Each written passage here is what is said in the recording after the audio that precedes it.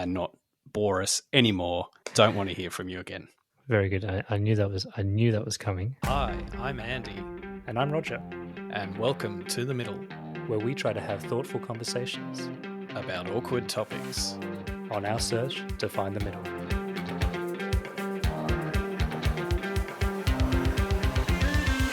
That's fatphobic. I don't feel war. I just own halfway to Siwa. A few moments ago, Buckingham Palace announced the death of Her Majesty Queen Elizabeth II. I act as if God exists. Put your masks on. How dare you! You have stolen my dreams and my childhood with your empty words. Andy, how you doing? Oh, it's a bit hot, isn't it? It's very, very hot. I think we need to revisit our episode on climate change. It's so hot. That's how hot it is. We've turbocharged into summer.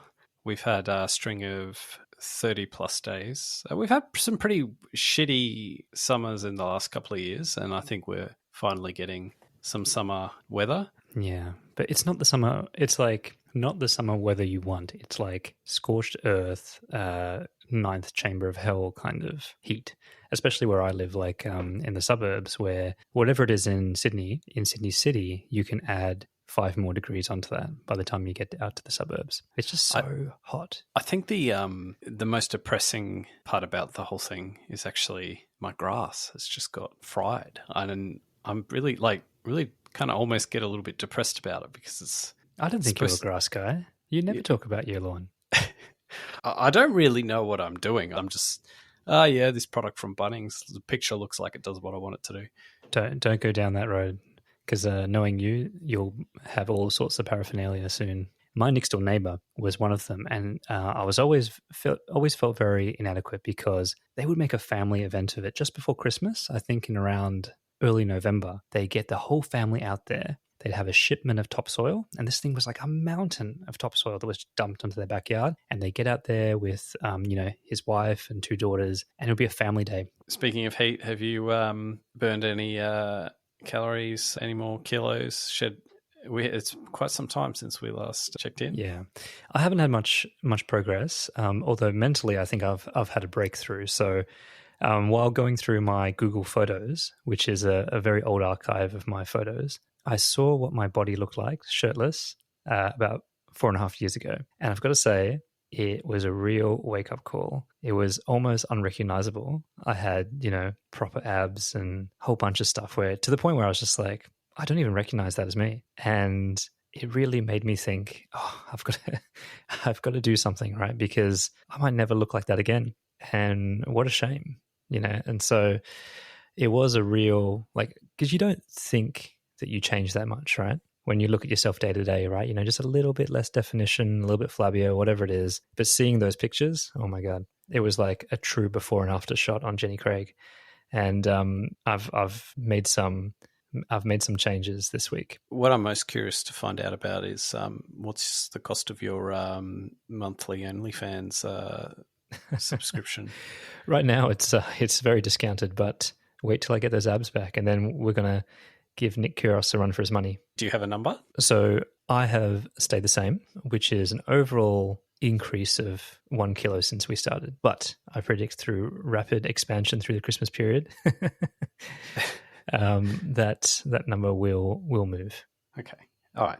Good day. All right. So do you want me to give my...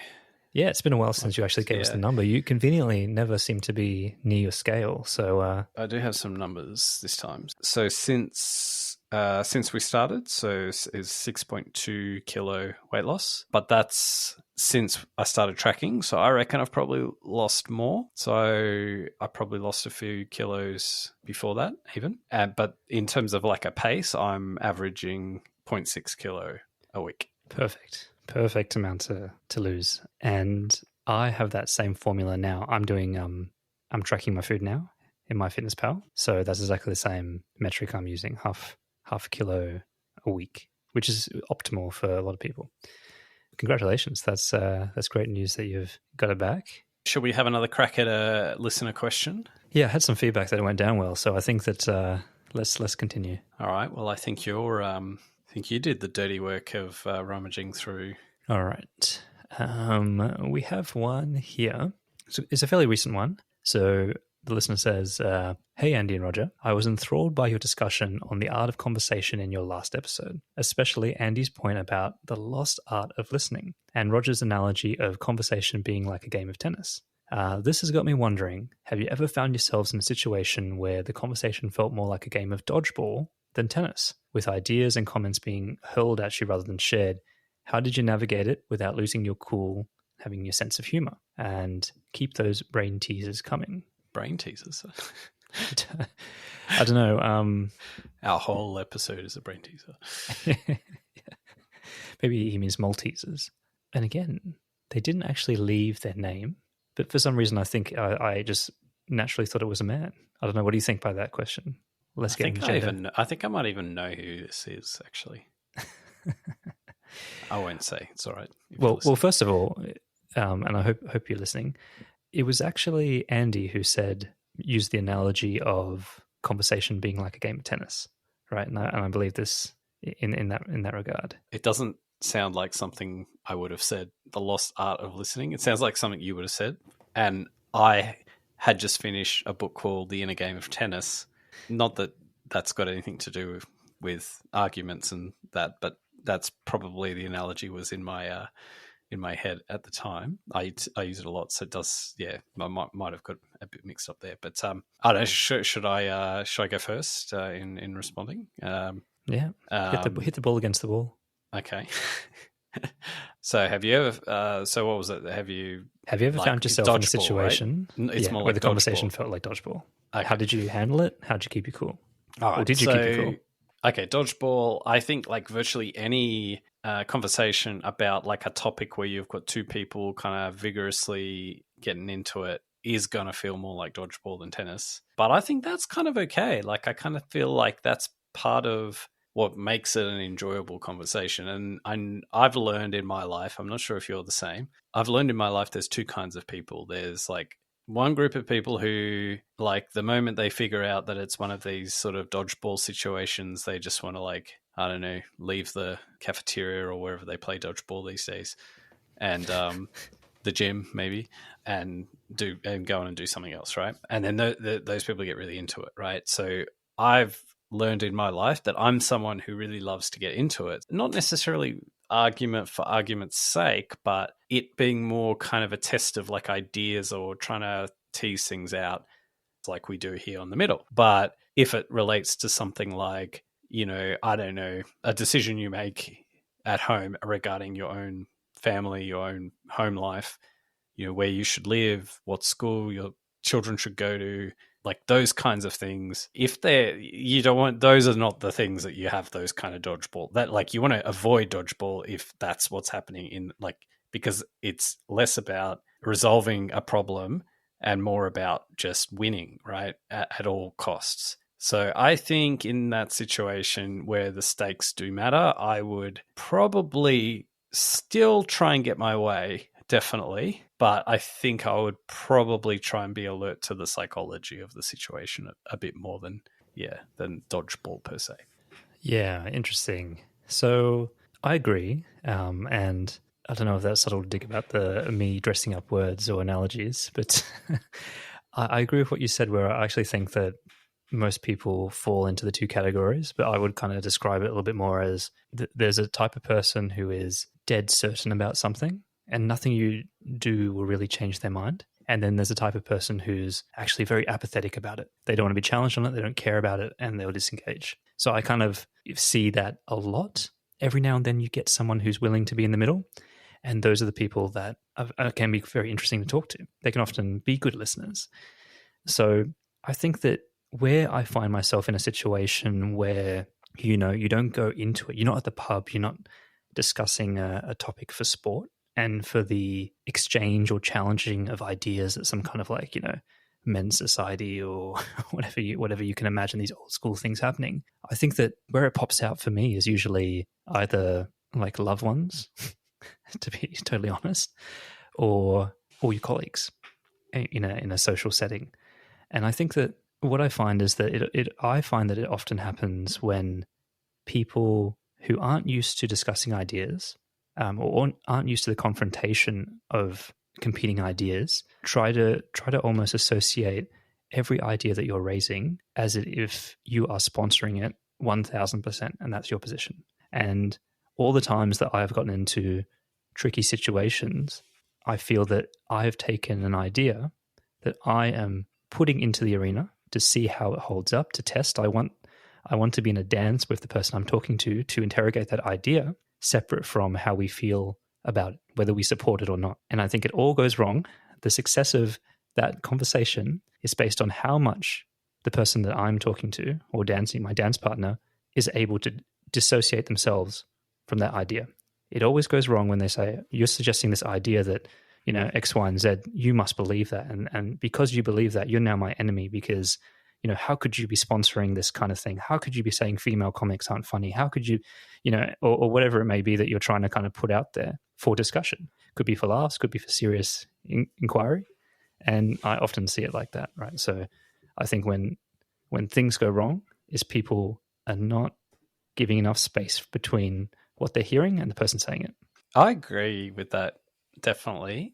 And I think one way to kind of sort people into the two categories is how well they can cope with the thought experiment. So the thought experiment is like a common philosophical device, a tool used to kind of simplify a problem to its basic, most simple constituent parts so that you can actually test with a person what is the thing that they're getting caught up on or where your difference of views might lie. And if that person can work through a thought experiment with you, then they're good as gold. But when you say to someone, and you set out the terms of the thought experiment, you say, okay, imagine a situation where this, that, and the other applies. And they come back with you, yeah, but that's just not the case. It's just not true. That is not how, that is not like, no, you're missing the point. I'm not trying to say that's how the world is. I'm trying to invite you to imagine the world where it is the case. And so, so when people can't do that, that's where, and it can be subtle or not, right? Like, I'll give just a really brief example that's come to the front of my mind of where I've gotten into a really heated argument with someone over drinks, and it was an ex-colleague. It's going back far now, and I pretty much had been reading something on the philosopher Spinoza. Spinoza's very old and very obscure kind of Greek philosopher, and he has this interesting idea that says, so if I plant an apple seed and I plant an orange seed, they will grow up to be different trees, right? And it is impossible to expect the apple tree to bear anything other than apples and the orange tree to grow anything other than oranges. And if you expect them to do that, you're going to be disappointed. And this other guy that I was talking to completely lost his mind. He was inferring from that I was saying that, a child, can't be anything that it wants to be, and that, that if your child turns out to be gay or trans or whatever it is, that, they're an apple tree. They can't be anything else. And it was all this couched in this kind of aggression. And it got to the stage where he was hanging off every single word I said and getting angrier and angrier that I wasn't kind of giving in to his point of view. And I was just trying to say, this is what he's saying, right? We haven't even gotten to the part where you agree, you tell me what parts you agree with and what you don't agree with and whatever. It was just like, he couldn't even get to that thought experiment. He's talking about fucking trees and fruit. And he's made the jump all the way down to like, how dare you say that my kid's never going to be a fucking apple? If he wants to be an apple, if he wants to be an apple, he's a fucking apple. I was like, stop with all the subliminal apple references. Yeah, see how I picked apple? Subconscious. It was a white apple too. So yeah, that was like a really, really good example of like, I came away from that night thinking, what the fuck? Like the real danger. And I actually remember vividly saying, I came away from the night going, it's not religion. It's not politics. Actually, the most dangerous things are ideas. They're philosophical ideas that divide us. And it takes a certain context, a certain person to have a really meaningful discussion about them. Well, on that note, I think we should get stuck into today's episode. Mm-hmm.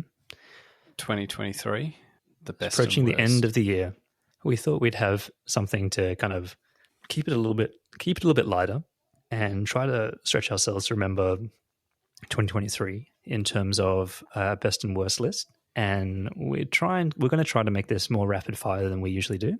So, no last of the philosophical thought experiments for the episode, hopefully, and yeah, we'll work our way through the list. Okay, so we've got different domains, like all of the important domains in life, and we haven't really prepared kind of exactly how we're going to do it, but I think we are just going to go through and see what happens. So the first one, best and worst home meal. This was one you added, so I might let you go first. All right. My best home meal was actually a meal that was cooked while we were staying in a Tuscan villa. It was just such a celebration of food in the way that the Italians do it, right? Like simple, but just such a passion about really what we would see as like supermarket goods over here. Passion, and we had great wine and everything, and it just kind of, it all came together in terms of the quality of the food, the incredible location, and just the experience together with family. So that was my best one. Okay. And your worst? My worst, on the dizzying heights of a home cooked meal in a Tuscan villa, to the lowest of the low, which was White Person Mexican Night, kids edition. That's the title I'm calling for this chapter. And White Person Mexican Night is everything you imagine. It's like the old El Paso meal kit. It's like the terrible mince and all that. But it's even worse because it's the kids edition, and my kids are very picky eaters. And so really all they want are different forms of chicken nuggets worked into different types of cuisines, right? So that was my worst. So I think, look, let's just call out like absolute, uncontested, unrivaled nomination for worst home cooked meal of the year is the death cap mushroom laced beef Wellington. That I think she's in jail now, isn't she? I don't know, but I think she wouldn't made it have it. been like, isn't it the ultimate, talking about philosophical thought experiments? It's like, isn't there a part of you that wonders whether the Wellington was any good? Like whether it tasted good? Isn't that the thing? You'll never be able to open that Schrodinger's box because you will fucking die. I'm going to give my own home cooked meals because that would be cheating if I use someone else's. So I'm going to give like a kind of a, imagine like, in those cartoons where you see like the devil on the shoulder and then the angel or whatever, and the person's a little bit torn. So for me, like I could flip the best cooked and worst home cooked meal like on a dime, depending on which one of the two, like the devil or the angel, kind of wins out. So one of the things that I literally just started doing, and this is the devil part of me, and as you know, like we had a whole episode on like eating meat, but I have been like getting into trying different approaches to like making charcoal chicken, and with the coals and everything. Yeah, with the coals on the barbecue, and like brining it and getting it like 24 hours before, like, and then cooking it to perfection, getting it exactly the right temperature. It's the kind of the devil side, and I'm going to like, just to round it out to say like the angel side is like, I've also been doing the exact same ingredients and the exact same approach, albeit not charcoal or anything like that, but with store-bought falafels, and have been eating a lot of those recently, so... Falafel. I like it. Store-bought, though. I haven't graduated to making them myself. Restaurant meal. Let's keep it moving. Essentially, it was a singular dish that put me over the line, and it was in the Amalfi Coast, in a place called Priano. They are famous for this lemon cream linguine. And so basically it is like a white sauce, but somehow it's almost like lemon icing kind of sherbety, tones through it, and just linguine. And it is just it's like if they somehow managed to bottle the essence of the Amalfi Coast and put it into a meal in front of you. The worst was a little bit harder because there were quite a few candidates, unfortunately, for the worst meal. So I'm kind of going a bit more to the high end where you're paying good money and it still fucking blows, right? And for that, I'm going to have to give it to my work Christmas party. I'm going to name and shame the Meat and Wine Co., which is meant to be famous for their steaks. I had the New Yorker, which is a New York strip, sirloin or strip loin for other people around the world. And it was just shit. It was like I could have cooked a better steak with my eyes closed. It had a chewiness to it. It was under-seasoned. The sauce wasn't emulsified. And it was just like, I don't care how, how fancy or nice or whatever it is. If you can't cook the steak and the name of the restaurant's Meat and Wine Co., you've got some serious explaining to do. So that's my worst. Look, for me, I want to reflect too on my experience in the United States. So I'm going to give a shout out to Olive Garden, which is a chain of restaurants in America, and they are famous for their bottomless salad, their never-ending salad, right? And unlimited breadsticks, and I think maybe even like drinks from like what do they call it? Fountain drinks or whatever. Yeah, there's post-mix things, yeah. Post-mix, yeah. I'm not sure if I'm going to nominate them for the best or the worst. That's what I'm yet to decide on. So we were this was like 10:30 at night, and we were just like, we needed somewhere to eat, and we were totally happy with anything, just as long as it was food. So Olive Garden, we went in there, and I went out after that, came out of that restaurant after that meal, very happy because they were really nice. Yeah. The service was really good. The food was kind of really good in a guilty pleasure kind of way. Like the salad was just tasted really good. Like it tasted good. The salad was good. And my son knew of it from YouTube, and he very much enjoyed the experience because he wanted to play a prank on the host. And he said, "You're not allowed to tell her to stop grating Parmesan cheese. So you, say when. Keep saying more." So we had a little prank with the waitress that say more Parmesan with because they're not allowed to. They're supposed to give you as much as you want, right? So we had some salad with our Parmesan. Yeah, yeah. I've got some time for those cheesy American things. And isn't there a running joke that in every American movie, every small town, Olive Garden's like the only reasonable place to take a date, and so all the kind of young people are taking their dates to Olive Garden. So I'm going to put Olive Garden in that's going to be my best and my worst meal. Yeah, nice, so efficient as always, Andy. Yeah. Let's move to movie now. This is just meant to be like any movie that you've seen in 2023. It doesn't have to be a 2023 movie. All right. Can I give you? I'm going to just mention 3 movies, and in fact, they probably are among the only 3 movies that I've seen this year. So too much DJI audits. Shout out to that creator.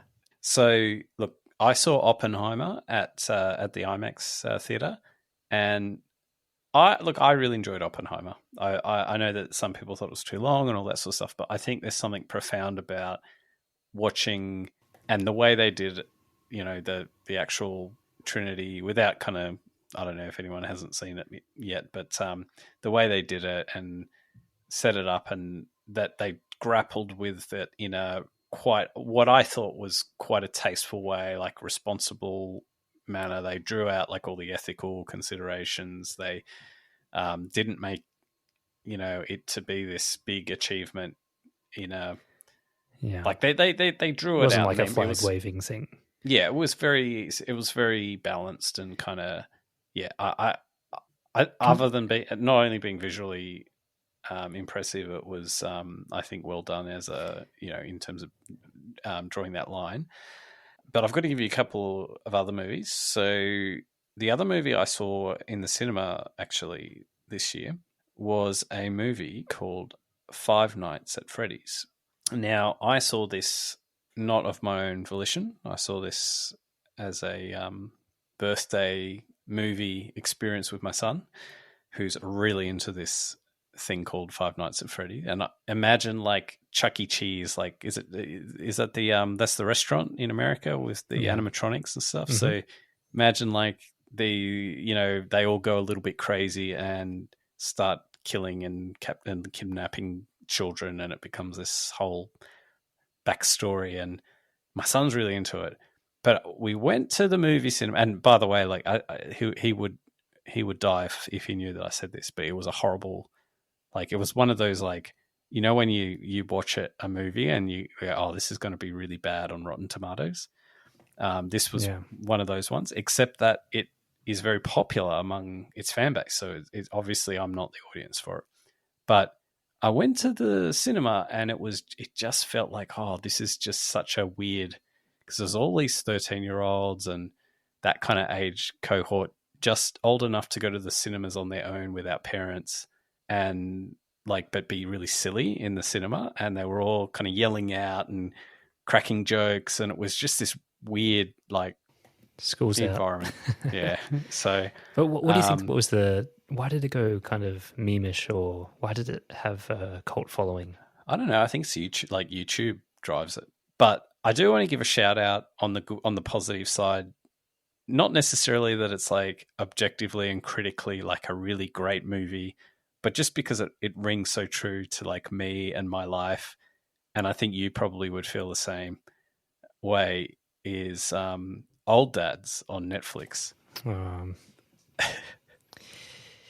Yeah, I watched it off the back of your I think you were watching it, and I think you were like, oh, I'm 10 minutes in, and this is just like tapping into the vein, mainlining straight in, and I was like, oh, I've got to watch it, and I felt the same way. I'm a big Bill Burr fan to begin with.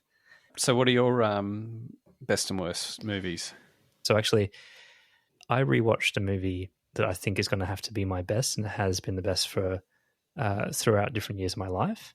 And that is the movie, let me guess the date for you.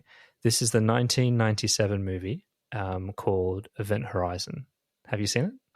I think I probably have, but you might need to remind me what happens. Event Horizon it's like a science fiction horror movie, and Sam Neill is the main character, and along with Lawrence Fishburne as well. So they're the kind of co-main characters. And the crux of it is it's like a crew of a spaceship in the future. It's like a sci-fi thing. But Event Horizon, it was one of those true movies that were, truly scary in a kind of thinking man's way. And it still holds up. It's still a scary movie. It's still a disturbing movie, but it's well put together, well acted. I love Sam Neill as an Australian. And Lawrence Fishburne too, Morpheus for those listening. Although maybe that reference doesn't even help people, because did I tell you I was working with someone, and they said to me, I was like, oh, this is like The Matrix, and she turned around and said to me, what's The Matrix? And it just blew my mind. I'm like, oh yeah, actually, I feel old now. Like, how can you not know what The Matrix is? Well, just not to rain on your parade, but just for our friends across the Tasman, that just a shout out that Sam Neill's from New Zealand. But anyway. Oh no, really? Is he? Yeah. Oh, that's disappointing. He's always in the hat. The Australian all the best Australians are from New Zealand. Oh, that's disappointing. Anyway, I still love you, Sam Neill. All right, worst. Hit me. Okay. Worst. Now, it's going to be a tie for me, and this one's going to be a little bit controversial. The worst one for me is a tie between a cinema worst, which will be Barbie, and a streaming worst, which will be a horrible, clumsy-handed movie called You People, which was by Jonah Hill and Eddie Murphy, and it was about race relations and, a Jewish person trying to marry a black woman, and their families get involved, and there's just this thing around who's like more oppressed, and bringing out all these like white privilege tropes and stuff like that, and how does that work with the Jews who are persecuted versus the blacks who had slavery. And it was just this hot mess of like culture wars and exploitation for a movie that was cobbled together off the back of some college essay. Okay. And Barbie? Barbie's a harder one. I did go to the cinema to watch it with zero expectations on what it was. I didn't even know the premise or what it was going to be. There were parts that made me laugh. that were quite clever. And to be fair, I do really love Margot Robbie and Ryan Gosling. I think it was smart, it was clever, but I think that just the way they tried to put in the elements around, like that famous speech that was there about how hard it was to be a woman and everything like that. I just kind of think that they kind of missed it a little bit. And you could turn around and say maybe that movie was not made for me, but I think it was. I think it was. I think it was made for everyone, and it was also made for men to kind of hear it. And I just kind of think it ended up being a bit of a caricature, a bit of a kind of idea of what toxic masculinity might have been over a decade ago. I haven't seen Barbie, but I did listen to a podcast about it, and it made very similar observations in that what it was saying about it is that your social commentary is about the world of 30, 40 years ago, not the world of today. Yeah. So if you want to be a bit more nuanced and intelligent, bring it up to date. But I haven't seen it. All right, let's move on. Yeah. All right, let's move away from screen time and more to books. I'm going to go for the best book. It's actually one of the more recent books I've finished is I'm just going to give a shout out to a book written by someone that I previously, when I was at university, was one of my, I guess you would call, academic supervisors. So someone that I spent a year sort of, working with, who wrote a book about his experience as well. The book is called, so he writes about his experience as an unlikely prisoner.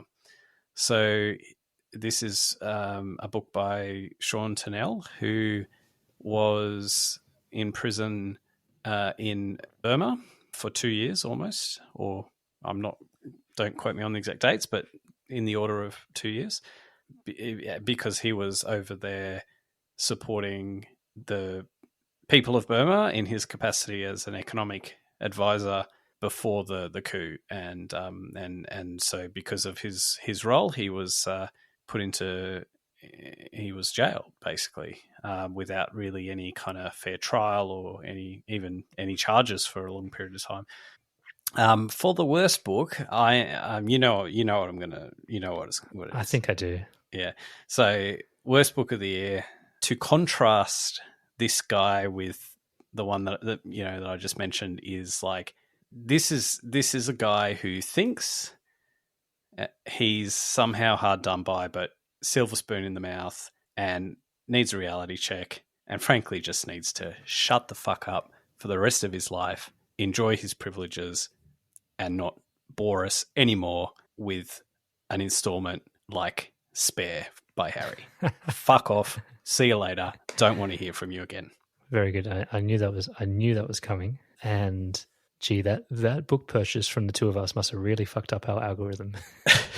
It's just like, why in the world are these two people? Maybe it's like broke the algorithm. It's like, maybe we don't know anything about the people who want Spare. Okay, my best. So we actually listened to quite a few books in preparation for some of our more hardcore episodes this year. So there are actually quite a few, and I really, to be honest with you, I really wanted to pick some of the race ones that we had, and also a lot of the Indigenous books. But I'm sorry to say that the best book, again, was from the back catalogue for me, and was Hitchhiker's Guide to the Galaxy. And so for anyone, younger listeners as well, or whatever, who hasn't read that book, I just think I've just got so much love for that book. The worst, oh man, I've got to post it on my desk with the word spare in capitals with an exclamation mark and underlined. And I'm sorry, but it's got to be Spare for me as well. It was just the definition of self-indulgent, and it was just a hard read. Obviously we did it for an episode, but a lot of people bought it for, tragedy porn, I'm sure, and just kind of voyeurism, and just the irony of just feeding that whole cycle again by exposing the most intimate details of your life and your family's life for someone who did what he did to get out of the limelight, to re-enter himself in this horrible, intimate ways. Worst book of the year. Yeah. All right. Next topic. What are we doing now? Event. Yes, best or worst event. Look, I'll go really quick, and I'll get this one out quick. It's the same one. The same event was the best and the worst for me, and that was my daughter's first birthday party in Melbourne. It was the best, obviously, because we flew with the whole family and got to see all the relatives and everything, and have this like wonderful party that was just amazing, right? With the kids and everything, and so on. The worst part was that unfortunately 2 out of 3 kids had a pretty intense gastro. And we're talking like multiple times shitting their pants, midnight vomits everywhere. And like we're talking vomit like all over soft toys, in blankets, in hair that needs to be washed out in the middle of the night, all sorts of horrible things. And you're on holidays. It's like a murder scene in the bedroom. You don't know how you're going to do it. And these kids are sick. They can't even keep down water. And so, yeah, that's a good analogy for parenting. Like a lot of things are the best and the worst all in one. Okay. All right. Well, I'm going to go VidCon for best event. Wow. Not because it was genuinely the best event I went to, just for it being like a novel experience. And I'll give so just for those who don't know what VidCon is, it's a little bit like Comic-Con, but for like YouTubers. So all the famous YouTubers go there and they have various things and stalls, and you actually get to meet and greet your favorite YouTubers. And so for my son, this was a cool experience. Like the YouTubers that we met, because I think we got to meet about 4 or 5 different YouTubers. Like these are people who would be more famous, like would have more views on YouTube than the most famous kind of mainstream celebrity in Australia would have. Like these are very hype. They're just, it's just it's hard to understand the numbers, right? Yeah. Like it's billions. Like that's what we're talking numbers wise. So in terms of views. So yeah, we met them and I just think how I would say, I don't want to say delightful because that's a little bit patronizing, but like just genuinely like how good they were with my son, that they were, they had the photo, that like how you can keep a smile on your face, and the level of enthusiasm they have for hundreds of people is like a credit to them. Yeah. And it was just cool, and equally seeing like the smile on my son's face was worth it, right? Just his level of excitement, and so that for me was quite special. Worst event, I am going to say Motley Crue, because like I saw them a couple of weeks ago, maybe a month or so ago. I don't know how. Like, yeah, I just think I paid the money for the ticket, so it's all on me. But like, I really do feel I felt a little bit dirty after it, to be honest. And I don't know how I came to watch this, but I did watch a video where apparently Nikki Sixx, who's like the bassist of Motley Crue, was this thing that happened like in the 90s or something, but like maybe 97, around that kind of era. And it's him like yelling racial abuse at a security guard. And I saw that after, but it was like hardcore racial abuse, and it wasn't like a joking situation. It was like, I want to attack you for this other thing, but rather than attack you for the thing that I'm actually motivated to attack you for, I'm just going to call you this. Yeah. And that also, anyway. So I'm just going to say Motley Crue. Yep, they still had titty cam, and I was like, oh my god, this is crazy. Given that their audience are a little bit older now. Yeah. So podcast. Ooh. I want you to go first, actually.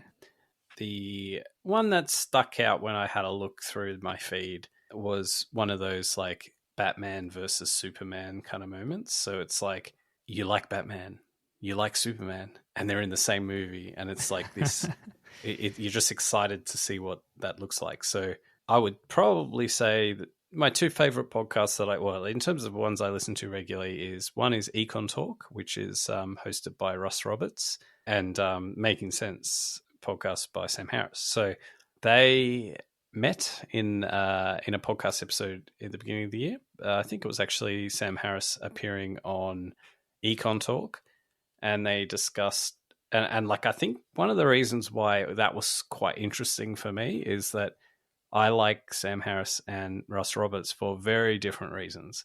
So Sam Harris is, he's like got the whole like atheist thing, and he's like, he's kind of a good, like quite a aggressive debater and all that sort of stuff. And I'm quite aligned in his views on a lot of things, a lot of topics. But then someone like Russ Roberts he's got this side to him where he's actually quite deeply religious. He's of Jewish faith. And he's like an economist by kind of training, but like he's morphed into this like almost like a rabbi. Like that's my sense of like he's morphed into that role. So there's some tensions between things that Sam Harris would, things like free will, right? And so they had those sorts of conversations about those areas that are interesting to me. So that's my best episode. Worst, I am just going to suitcase up everything in the oeuvre of Joe Rogan and just say, look, he is the most successful podcaster on the planet by some metrics, but he's my go-to if I want to fall asleep. And I usually just pop it on and I get some random conspiracy theorist talking about aliens and like, it's just... If this guy like genuinely like I don't know, there was probably a time when he used to get like some guests on and it was like the guest would be interesting, less so Joe Rogan and his contribution to the conversation, but he'd nonetheless have quite good talent on. But I don't know, I'm not feeling it anymore. Ouch. All right, best I'm still reeling from that actually. No, I won't take the bait. I won't go in to defend. So, and to be honest, I have listened to him a lot less actually this year.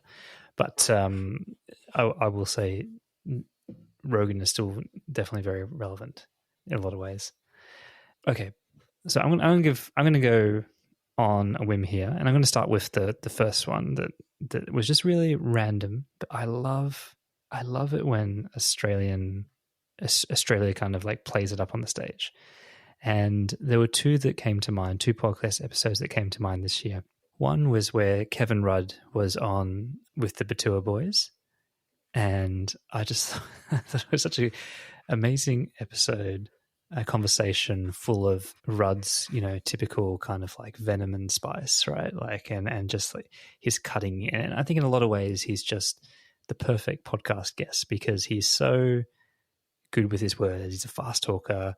He cuts through stuff. He can be very cutting with his words, very venomous, but also just very intelligent in the way he can craft a conversation point.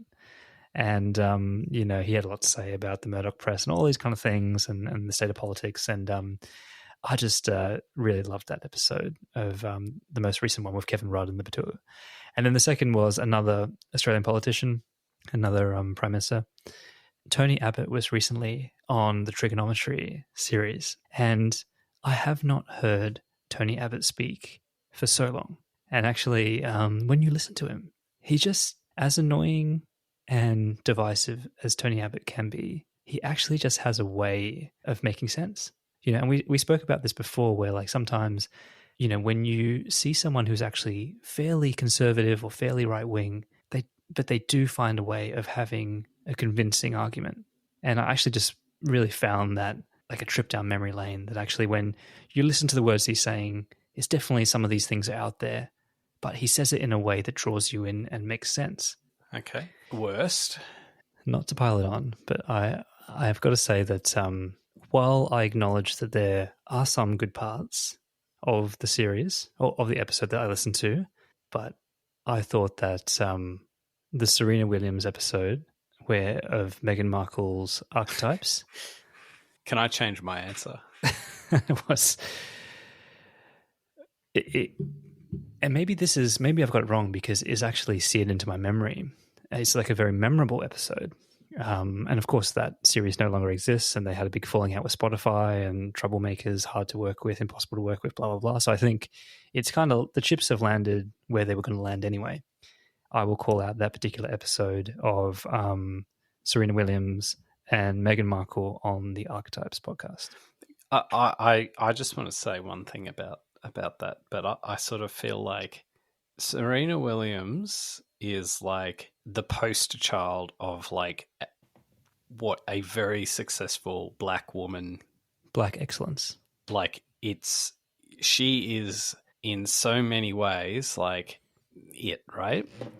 And I kind of feel like the presumption that Meghan Markle is not in awe of Serena Williams on that podcast, but almost sort of talking as though they're peers, as though they're equals, and I think that framing is wrong. I actually don't even think that that's the case, Andy. Like, this is probably a bit of a bad take, but I think that she thinks she's better than. I think she's better than her. She's a fucking royal. Yep. Their kid was going to be, a prince. Like, so I think this is part of it. And there were many things. And as a creative partnership with you and what we do to have to make this show, to understand, to see the full might of like 22 producers and a multi-million-dollar budget producing this kind of stuff. I just there are a lot of reasons why it's my worst for the year. And I've already given counters to say it's not all bad in previous episodes, but that's my take. All right, news take. I don't know how you interpreted this, but you listed best and worst news take for the year. I'm going to give the two news sort of ish topics that I think will be the for the better and the worse of the defining news topics of 2023. So not so much a take, but ChatGPT and AI, I think in 2023 is this is, and I know that ChatGPT was out last year and all that sort of stuff, but this was the year that we really got talking about it. We got, it entered the public consciousness. We have all the associated AI safety and all the developments going on at OpenAI and all of the different flashpoints, and a real sense that this thing has come along a very long way in a very short period of time, and I think that's that was the defining news story of the year. Notwithstanding that we have lots of other things like Israel-Palestine conflict and ongoing war in Ukraine, and how many successive interest rate rises and all that, house prices and all that other stuff. I think that's the one that we'll remember in 50 years, 100 years time.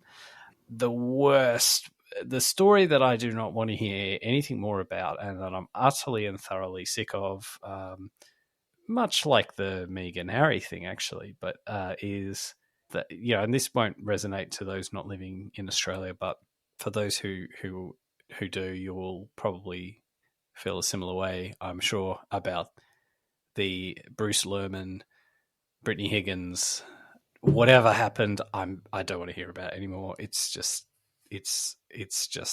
I've had it. They all disgust me. All of these people, everyone involved, and it's like, like what amazes me is like how many lives have been ruined by this. And I guess to that point, I should say, like I just said, these people disgust me. I should say that, look, if without following it and having a view about what happened and all that, if there's a genuine victim of rape in all of this, then I would not express that sentiment at all. So I would be very clear about that. I don't know, but I just know that there's a lot of horrible looking people that and including in the media, including behind the scenes, all that stuff. It's the worst of our society there on our nightly news every day. Yeah, that's been a hard one, and again, just like the legal side of it has drawn it on, and of course the media have done their part too. All right, so I think to me the take that I'm going to drop in at the start is probably the Russia-Ukraine conflict. so I know that it's been going on for quite some time, but I do think that the coverage of the situation and how it's been portrayed here in Australia has been done with a fairly respectful hand, and with kind of on balance, kind of responsibly. So I'll kind of call that out. That I think that the way that press has handled that, I've got some love for. The worst take for me, it's got to be a toss up. Up until a few months ago, it was The Voice. I think that the way that The Voice was handled or not handled, we'll be picking through that post-mortem for a long time. And then more recently, I just think that the way that the Israel-Palestine conflict has been handled has not shown the media in the best light. And yeah, that's my best and worst. Okay. Yeah, so moving on to customer service, right? We've kind of hinted at this throughout the year. I wanted to put a section in here just to kind of cover what your best and worst customer experience was. Okay. I want to give a shout out to all of those gig economy workers who get on their bicycles in 40-degree heat and bring me my fast food. And do their because e-bikes. I can't be bothered to cook. And I want to give them the shout out, and I want to say thank you, because they tend to do it for not much money. I think they do bring a level of professionalism in terms of that I think totally goes unrecognized. They're sporting multiple phones on their bikes, Yeah. Those attachments aren't cheap. I just think they're the kind of workers that people get shitty because they take 2 minutes longer, because they can't find where the house is, right? And I think, people need to get out of that mindset of treating them like robots that you can be upset at because something wasn't perfect. And maybe even give them a tip every now and then. Maybe just be nice, have a smile, say thank you. And I'm guilty of not doing that, so I've made a conscious effort to do that recently. So that's my good customer service story. My bad customer service story, and I'm gonna maybe steal a little bit of your thunder, is Qantas. So, and I want to give a special shout out to Andrew Finch, who's the General Counsel and Group Executive, who appeared before the Australian Parliament, the Senate inquiry, and was a complete and utter dickhead. And he was arrogant. He was doing all the things you're not supposed to do when you appear before a Senate inquiry in terms of optics. And this is a company that is meant to be repairing its public image after many years or at least a few years during COVID of kind of, firstly taking billions of public, or how many, I don't know how much they took, but a lot of public money during COVID, and then blamed its customers for its planes being late, delayed, whatever. And I just think Qantas, unfortunately, you failed. And I think they've got a lot of hard work to do to make up for how far they've fallen. And I hope they do, because I have a healthy balance of frequent flyer points. So with Qantas, so I really do hope they lift their game. Yeah. And I think Qantas as an institution is bigger than any one CEO or general counsel. Yeah, you did steal it a bit, but anyway, let's move on. All right. So my best experience was it's a shining monument, a church, if you will, filled with cold neon lights and endless stainless steel. It was, of course, the Apple Store. So my AirPods started to malfunction, and I went through the process of fixing them. I can see where this is going. This is called Stockholm Syndrome. And I've got to tell you that apart from a few things that were really just AI handling the mundane, it was a very humanistic element dealing with people to get that fixed. And I actually just don't think there's any other organization in that tech space that does it quite like Apple, where you can go in, you can speak to someone, and it's very much the experience is unparalleled in a lot of ways, right? Like if you go into an Apple store, there's nothing really like it. And if there is, it's because they copied Apple unsuccessfully in many ways. So that's my best. And I'm the proud owner of new AirPods, fully new AirPods, of which I bought originally over 5.5 years ago. Let that sink in. My worst. So I was going to talk about a few shitty things with planes and stuff, but I'm going to give a shout out to, we've been talking about customer service culture, and I'm going to give a shout out to the young 20-something university worker in hospitality, usually a woman, most likely a woman, and giving just horrible, entitled, passive-aggressive service to all of her customers for her part-time job. Well, I'm just going to say, in defense of these workers, I personally don't have an experience that. So, I'm going to get the shoot for the brownie points there. Hey, it was a very specific. I hear. There's always one. Sport.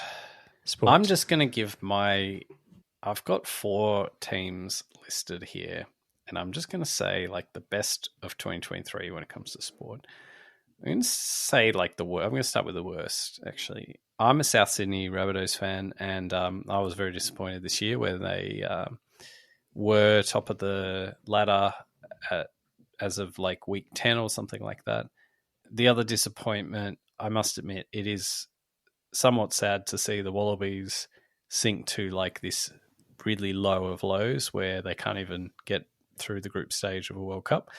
And I do think back to this time sort of like 20 years ago this time 20 years ago we were in the final, we didn't win, but then the World Cup before that we did win. And we've always been competitive until the last few years. So that's the other disappointing team. But on the flip side, I think the Wallabies gave me this real sense of pessimism about Australian sport, and that bled into my optimism for the Australian cricket team. And I was like, they're no chance. They're not going to win. They're not going to win the World Cup, and this is Australian sport's gone to shit. Blah, blah, blah, blah. And they won. They won against India in India, and I think that's for me was a nice surprise because I just think sometimes you've got to take those kind of ones. So now the other one, it would be remiss not to kind of acknowledge somehow the Matildas, but I think anyone who wants to talk about them as like the standout sporting side of Australia for 2023, I think needs to take a reality check. They didn't win. They didn't make the final. They lost. So yes, it was good. It was exciting, but let's not kind of over egg what we saw. We saw a team that did better than it did before, but it lost. So yeah, not the greatest. A little bit like Cool Runnings. Don't spoil the movie. Okay, so my best, I've refound my love of the game of tennis in the last year, since I was a child and gave it up due to various things. So my best and worst are going to be centered around Wimbledon. The final of Wimbledon this year between Novak and Carlos Alcaraz was an incredible display of how far the game has come. In this idea of this old statesman who's towards the end of his career, but still dominating the field with probably one of the youngest and most talented people up and coming in Carlos Alcaraz. It was just a white knuckle 5-set match on grass in one of the most prestigious courts in the world. And it was just everything that's good about tennis in terms of the playmaking, the entertainment, the stress of the game, the mental aspect of the game, how wearing and tearing it gets. It was emotional. It really was. And it was just an incredible display of tennis. Now, I know it's not 2023, but I'm actually going to pull it forward to the previous year. A special call out to Nick Kyrgios in his match against Stefanos Tsitsipas in the Wimbledon the previous year, to show the difference in terms of why sports can't just be entertainment. It can't be entertainment at any cost by stripping out some of the things that make tennis tennis. And so, why am I bringing this up? I was incredibly entertained by that match. It was stressful to watch. It was psychological warfare. It was seeing one of Australia's biggest tennis stars act in a really petulant, horrendous way on a national stage, and all the feelings that come with that. And I want to do a special call out, while not a sporting event, to Dan Andrews and the government of Victoria. Oh, yes. Pulling out of the Commonwealth Games, hosting the Commonwealth Games due to spiralling costs. Sporting capital of Australia. We have the Formula One, though. So, yeah. All right. Music. Yeah, you go for music. Okay. It's that time of year where you get your Spotify Wrapped, and I'm not sure if we've had a conversation about Spotify Wrapped yet, but I think I alluded in an earlier episode that I would likely have my Spotify Wrapped feature Taylor Swift reasonably heavily. And I had a special message from Taylor Swift this year because you better believe that I'm within the top. I can't remember the exact number. Didn't believe it. I didn't believe it. The top X% of Taylor Swift fans, according to Spotify. And so I want to say to Taylor Swift that there's something really annoying about her music, but catchy too. So I'll give her credit for that. So I want to, because I think I said some mean things in an earlier episode along those lines. So I want to give her acknowledgement that she connected with me as one of her biggest fans and gave me a personalized Spotify video message. So, credit to Taylor Swift. I've mentioned Motley Crue, but I'm going to have a crack at another sort of 80s band.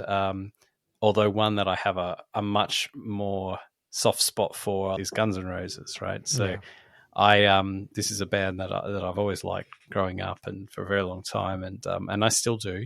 But, they released some new songs this year, but what they were is they're like, and this is what kind of annoys me a little bit, they're like the Axl era ones from like Chinese Democracy. So it's a good album. Just give it a chance.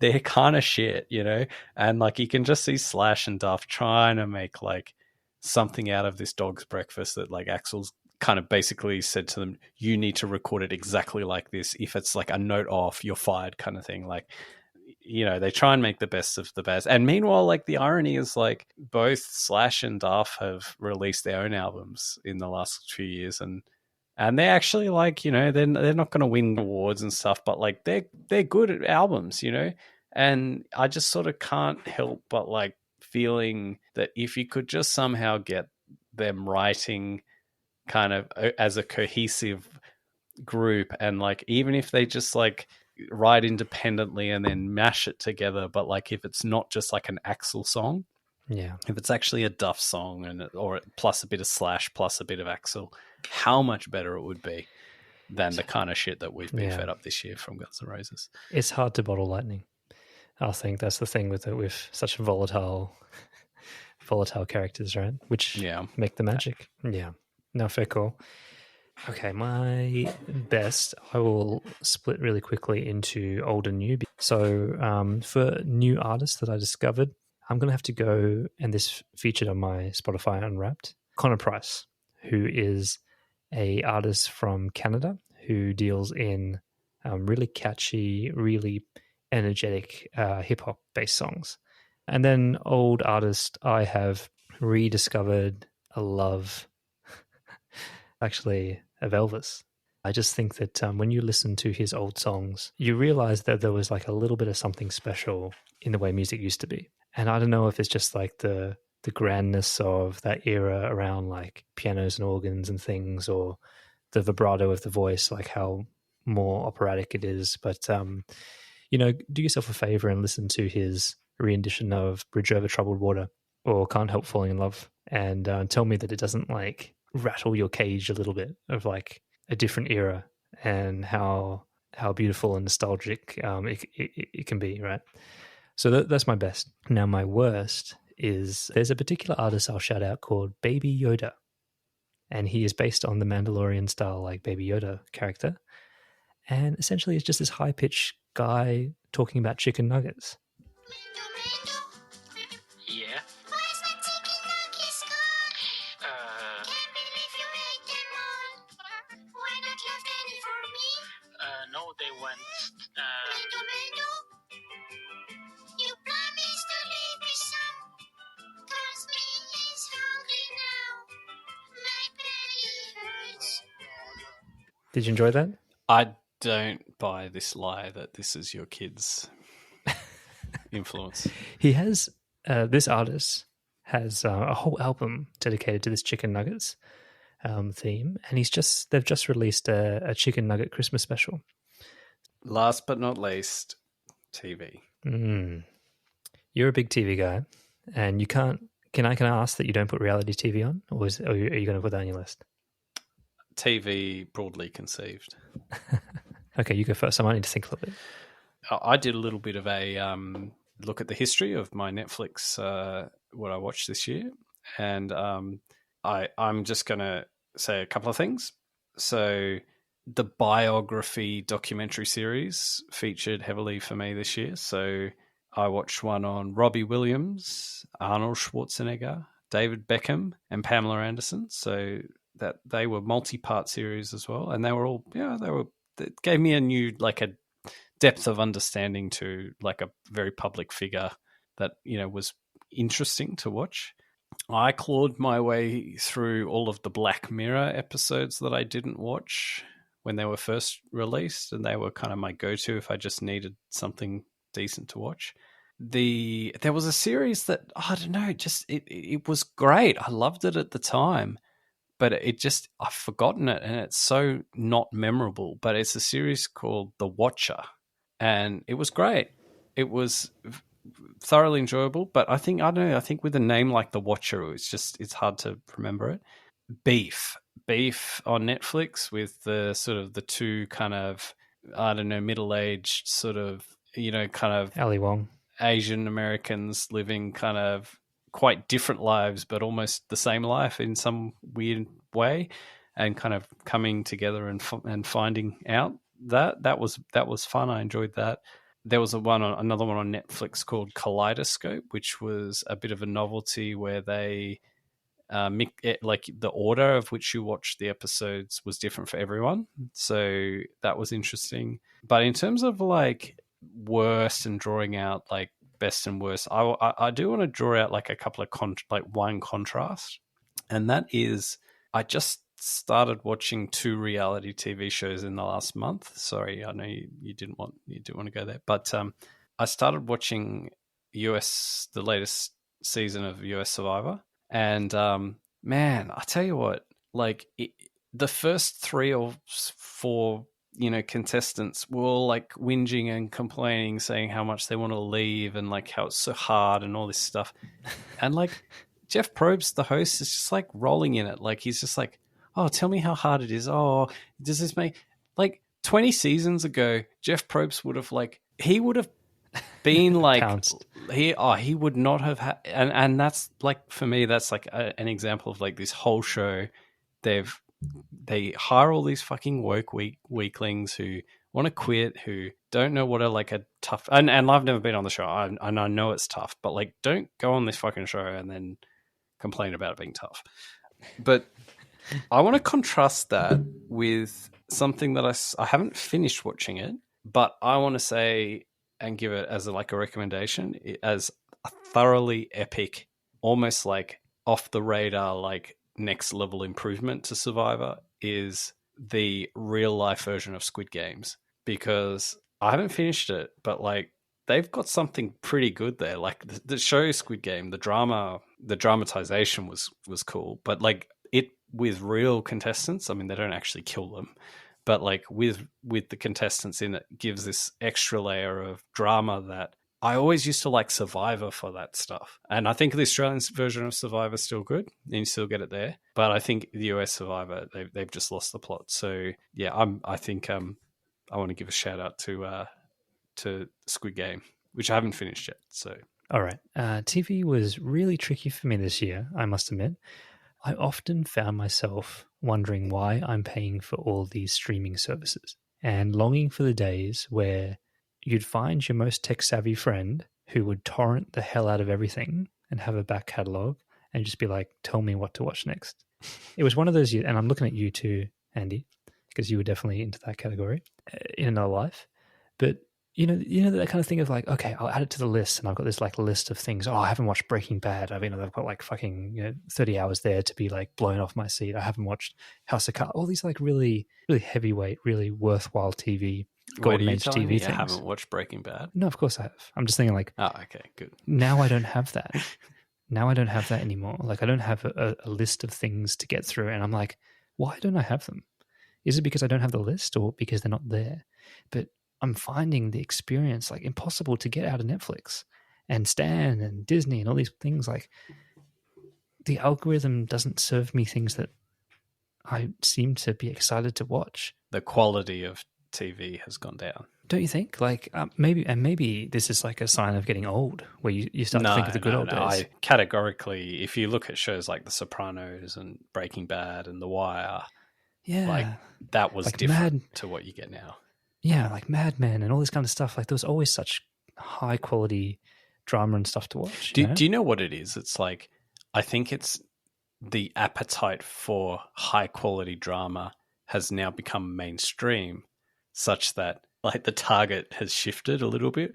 Whereas I think The Wire and like some of those shows were trying to pitch to like a much smaller market that valued like really high quality. And I think now it's like, you don't make money if you spend like 30 million on each episode, unless you're Game of Thrones somehow, which I don't understand because everyone like just illegally streamed it anyway, so I don't know how they made all their money. But I did watch a lot of the documentary ones that you did, and I will give a shout out to I was a little bit late to the party, but the Formula One series, that kind of like Drive to Survive thing or whatever it is, I have watched that. Very, very good. And in the same way that if you're interested about subcultures and understanding a sport as inaccessible as Formula One, it is actually incredibly riveting to kind of see behind the scenes and understand the sport. So I thought that was really good. I will give a shout out to a semi-obscure animation series called Love, Death and Robots on Netflix. I think there's probably into its third season now. On the bad side, I'm living at home at the moment, and as a result, I'm being exposed to a lot more free-to-air TV. Who watches morning television? Like, it's just a question. It's an honest question. I know my parents do, but you talk about quality issues. Oh my God, these people are literally just tap dancing in the studio to kill the 3 hours that they have allocated. Like the quality is so bad. I just don't understand why people tolerate it. Like, I just feel like the market is ripe for disruption, that someone could come in that just gives two shits and could just like dominate the space. Like, I don't understand why it's just so bad. So that'll be my call out. Well, I don't watch morning TV, if that's... All right. Well, I think that ends our year in review. And we hope some of the best choices we've made this year are helpful to you, including the ones to avoid. On that note, happy 2023 and see you in 2024. Thanks.